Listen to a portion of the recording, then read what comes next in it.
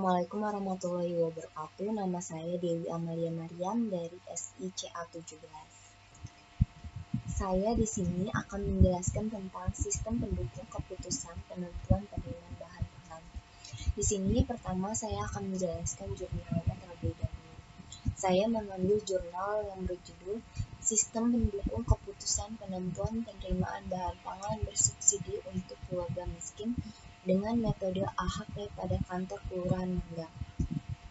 Jurnal ini dibuat oleh R. Mahadalne Simanjorang, Harvey Desmond Hutahayan, Hengki Tamando Sihota. Perguruan Tinggi STMIK Pelita Nusantara pada tahun 2017. Saya mengambil 5 parameter, yaitu yang pertama kondisi rumah, status rumah, penghasilan, pekerjaan, jumlah tanggungan. Di slide kedua ada langkah-langkah dalam TOPSIS. Pertama, menentukan parameter. Kedua, menentukan bobot parameter, metode AHP level 1. Yang ketiga, ada menentukan kriteria dari masing-masing parameter. Yang keempat, menentukan tabel awal. Yang kelima, menormalisasi data menggunakan rumus TOPSIS. Yang keenam, mengalihkan bobot parameter dengan data normalisasi. Yang ketujuh, mencari ISP ideal solution positif dan ISN ideal solution negatif. Yang ke-8, mencari jarak antara setiap alternatif dengan ISP dan ISN. Yang ke-9, mencari preference untuk setiap alternatif. Selanjutnya di slide ketiga yaitu menentukan tabel awal. Sebelum menentukan tabel awal, kita harus menentukan parameternya terlebih dahulu. Parameter yang saya ambil yaitu kondisi rumah, status rumah, penghasilan, pekerjaan, jumlah tanggungan. Selanjutnya yang kedua, bobot parameter. Bobot parameter ini dari mana? Bobot parameter yaitu dari metode AHP level 1 yang telah saya buat pada UTS kemarin. Bobot parameter di sini ada 0,51, 0,12, 0,12, 0,13, 0,12. Yang ketiga yaitu kriteria. Kriteria ini penting, harus kita lihat dari goalnya. Di sini goal saya adalah meranking keluarga miskin. Jadi kondisi rumah yaitu kos, status rumah kos, penghasilan kos, pekerjaan kos, jumlah tanggungan benefit. Kenapa kondisi rumah saya pilih kos? Karena kos itu kan semakin nilai alternatifnya kecil maka semakin bagus. Sedangkan benefit semakin besar nilai alternatifnya semakin bagus. Kondisi rumah semakin sangat tidak kurang bagus kondisi rumahnya maka nilainya semakin bagus. Dan di sini jumlah tanggungannya semakin besar nilainya maka nilai alternatifnya maka semakin bagus. Di sini saya buat skalanya dulu. Ada kondisi rumah, pekerjaan, status rumah.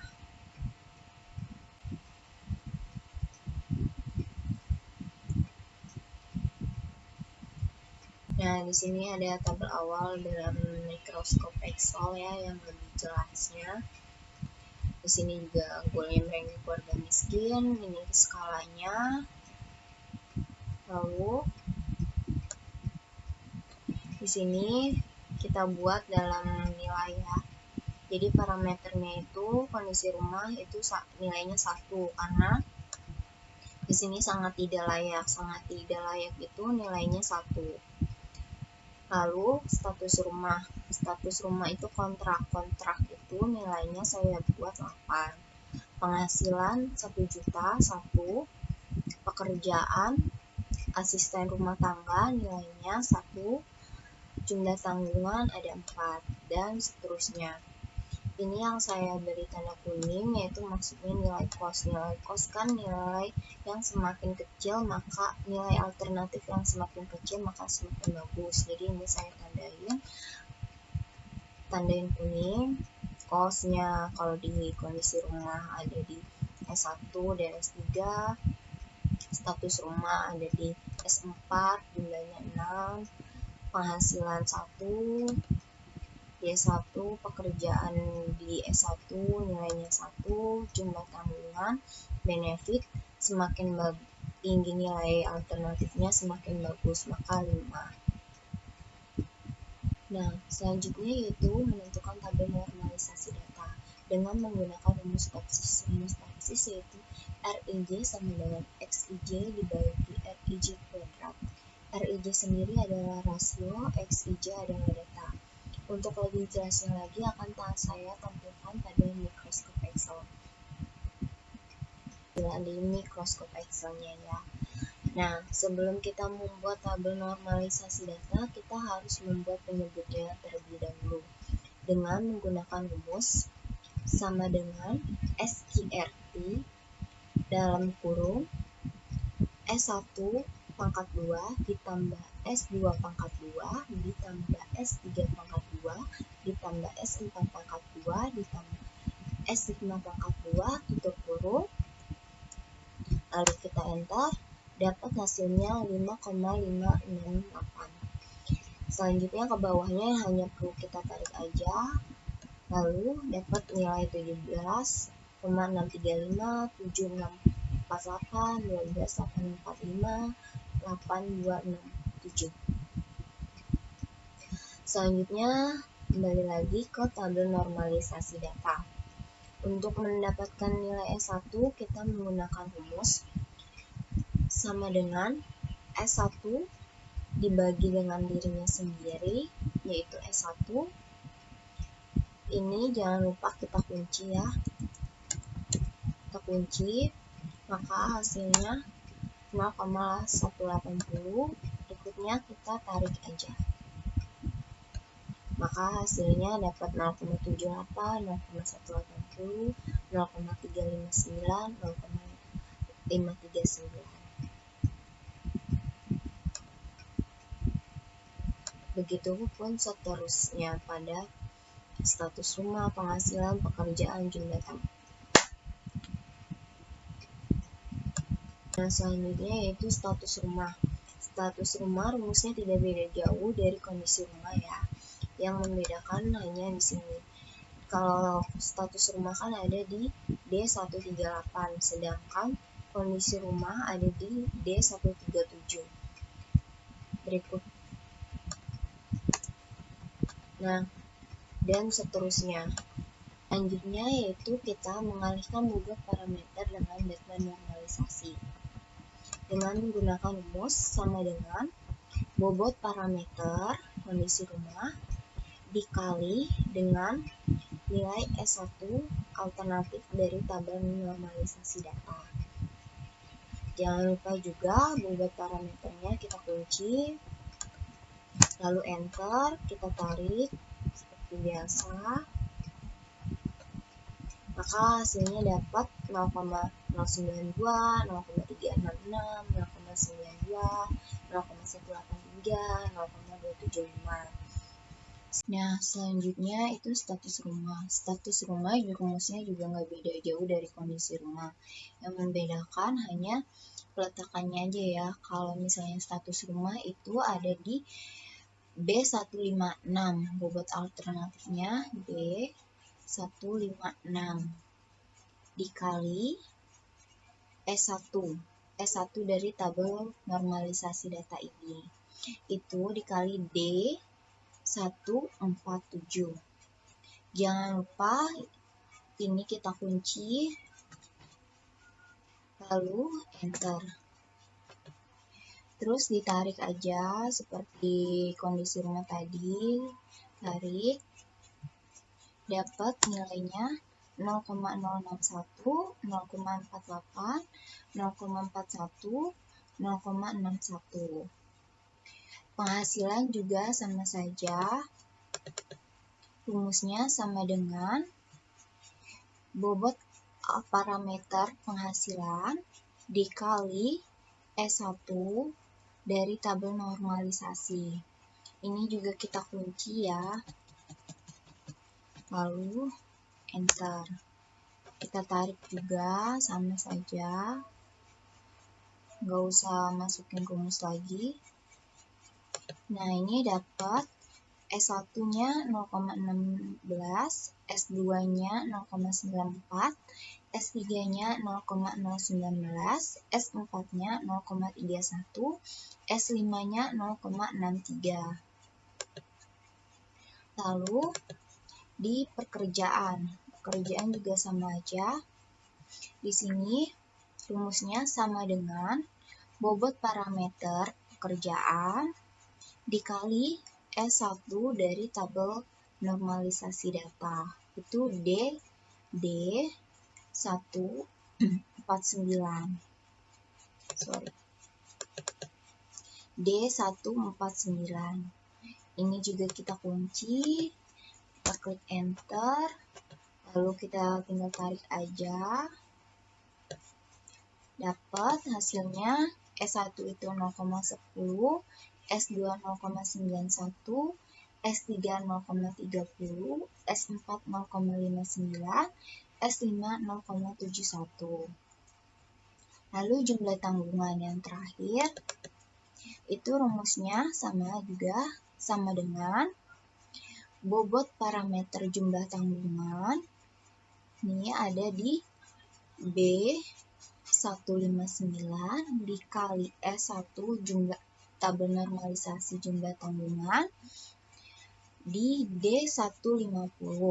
Lalu ini kita kunci juga, kita klik enter, kita tarik,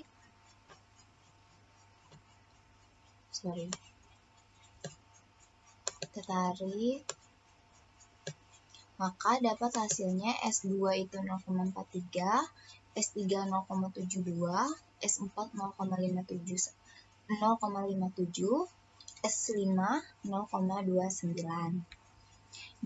Nah, setelah tadi dihitung, kita cek gimana cara ceknya, cara ngeceknya apakah perhitungan kita ini sudah benar atau enggak. Ini kita patokannya dari sini ya. Nih, ini cost itu berarti nilai, kita pilih nilai yang terkecilnya. Nilai terkecilnya di sini kan ada S1 dan S3. Kita cek di sini apa benar nilai terkecilnya S1 atau S3 dan S3. Di sini 0,92 lebih kecil dari S3 ya. S2. Ini S2 ada 0,66. Di sini S3 dan S1 nilainya sama 0,92. Ini S4 0,183, dia 2. S5 0,275. Jadi di sini udah benar, udah sama. Nilai terkecilnya ada di S1 dan S3. Begitupun status rumah. Di sini yang terkecil seharusnya ada di S4. Kita cek di sini S4 nilai terkecil atau enggak. Nah, di sini kan S1 ada 0,54, masih kecil. S4, S2 juga lebih kecil dari S4, S3 lebih kecil dari S4, S5 juga lebih kecil S4 ya. Jadi di sini S4 udah sama, lebih kecil. Nah, selanjutnya benefit. Benefit kita pilih yang paling besar. Kita di sini paling besar itu ada di S3. Kita cek S3 apakah yang paling besar. Ini S3 ya, 0,72. Di 0,72 lebih besar dari 0,57, 0,43, 0,57, 0,29 ya. Ini udah sama, berarti ini sudah benar.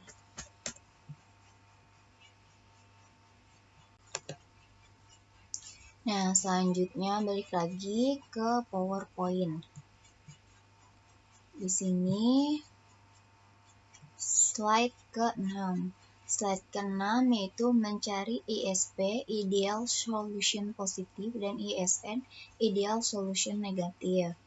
Nah, ini tabelnya, parameternya, ada parameter, kondisi rumah, status rumah, penghasilan, pekerjaan, jumlah tanggungan. Perbedaannya pada tabel sebelumnya, di sini nilai alternatifnya kan ada di bagian sini, ini ya.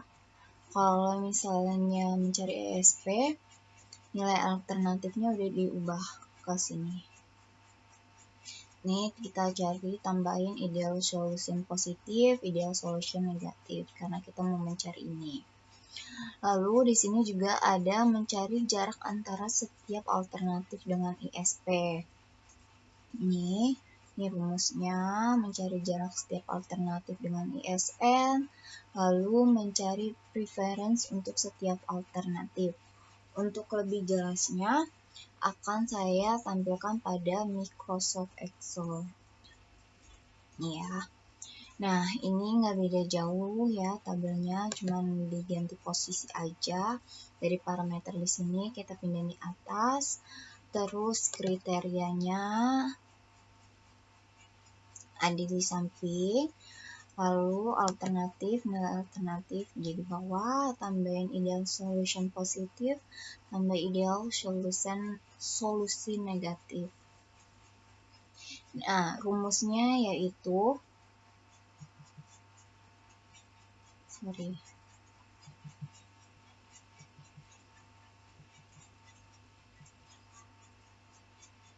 sorry. Rumus dari ideal solution positif yaitu sama dengan min dibagi dengan semuanya S1, S2, S3, S4, S5. Tutup kurung, nih dikurungin dulu ya, tutup kurung, enter. Ini kita tarik aja, nggak perlu diketik lagi rumusnya, satu-satu terlalu makan waktu banyak ya. Terus ini dapat nilainya, itu kondisi rumah nilainya 0,92, status rumah 0,41, penghasilan 0,16, pekerjaan 0,01, jumlah tanggungan 0,29. Selanjutnya ideal solution negatif. Tadi kan ideal solution positif itu min, berarti sekarang ideal solution negatif itu rumusnya pakai max. Rumusnya sama dengan max dibagi semuanya S1, S2, S3, S4, S5. Yang kita kurung jangan lupa, lalu tutup kurung, enter. Ini kita tarik juga, gak usah dihitung satu-satu lagi rumusnya. Lalu ini kondisi rumah ideal solution negatifnya itu 0,366, status rumah 0,61, penghasilan 0,94, pekerjaan 0,91, jumlah tanggungan 0,72. Lanjut ke ideal solution D negatifnya. Nah, ini rumusnya kita menggunakan rumusnya agak panjang memang ya, tapi ya sama gitu-gitu aja sih. Ini ada sama dengan pakai SQRT dalam kurung lagi, lalu S1 dari kondisi rumah ini ada di C163 kan, dikurang ideal solution positif. Kita mau ngitung ideal solution positif, jadi kita pencet ada di C168, tutup kurung, pangkat 2 ditambah status rumah, ya status rumah S1 status rumah, dikurang ideal solution status rumah, tutup kurung, pangkat 2 ditambah penghasilan S1-nya, dikurang ini ideal solution dari penghasilannya, tutup kurung, pangkat 2, pekerjaan. Ini pekerjaan ada di pekerjaan S1 dikurang ideal solution positif, pekerjaan, tutup kurung, pangkat 2 ditambah jumlah tanggungan. Jumlah tanggungannya itu ada di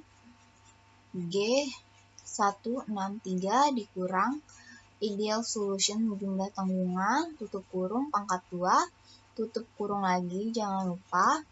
Lalu nilai ini, yang ini C168, ini kita kunci, ini dikunci juga, kunci P168, F168-nya kunci, S168-nya kunci. Nih, di ideal solution-nya kita kunci ya, pokoknya di ideal solution-nya ini dikunci. Lalu enter. Tinggal kita tarik deh. Ini tarik aja, dapat nilainya. Ideal solution positif, D1-nya itu ada 0,31, 0,297, 0,48, 0,105, 0,200. Ke ideal solution negatif. Kita udah mau selesai ya, dikit lagi. Nih, ideal solution negatif nggak beda jauh rumusnya. Rumusnya itu sama dengan SQRT dalam kurung lagi 2 kali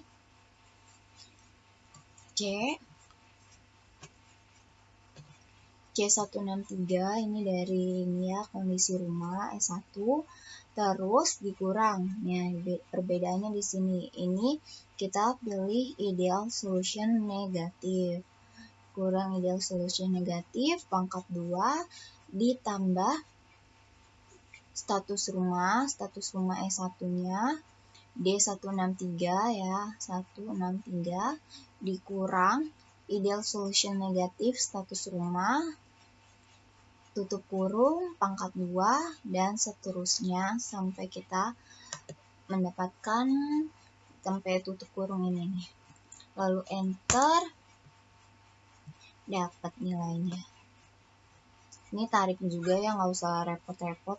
Nah, ini nih fungsinya supaya kita kunci, itu tuh supaya nilai yang di sini tuh nggak berubah. Nih, ini tuh harus tetap nih. Ini kan tetap, yang berubah tuh cuman ada di sininya. Kita cek ya. Nih 164 di sini, ini tuh udah tetap, jangan dirubah-rubah karena nanti hasilnya pasti berbeda. Yang perbedaannya itu cuman di untuk S2, nilai S2 kan ada di C164.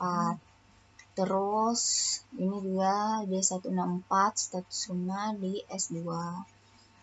Ini D3.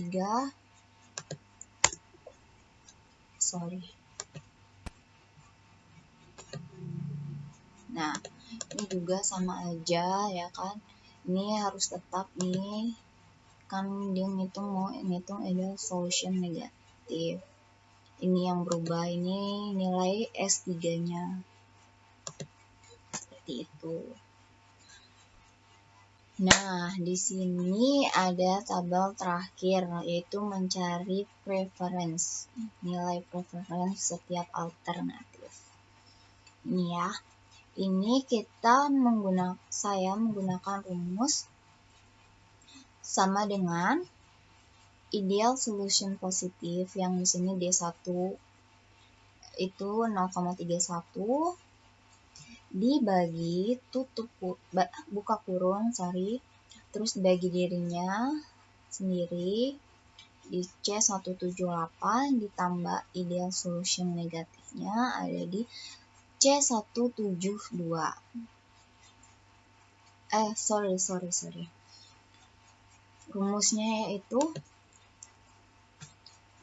sama dengan ideal solution negatif nih 0,286 dibagi buka kurung 0,286 ditambah C172 nih. C172 nilainya 0,31 tutup kurung. Dapat hasilnya. Ini juga sama aja, kita tarik, nggak usah kita masukkan rumusnya satu-satu. Nah, selanjutnya kita meranking. Kita cari mana nih nilai yang paling besar. ini udah saya tentuin. Ranking pertama itu ada di F1 dengan jumlah 0,92, yang kedua ada 0,586, yang ketiga 0,58, yang keempat 0,389, yang kelima 0,23. Selanjutnya kita balik lagi ke PowerPoint. Nih, di sini saya udah buat struktur AHP-nya. Ini goal saya meranking keluarga miskin. Parameternya ada 5, yaitu kondisi rumah, status rumah, penghasilan, pekerjaan, jumlah tanggungan. Lalu sini ada alternatifnya juga. Alternatifnya itu ada S1, S2, S3, S4, dan S5. Nah, itu dia penjelasan dari saya. Mohon maaf jika banyak kekurangan. Terima kasih.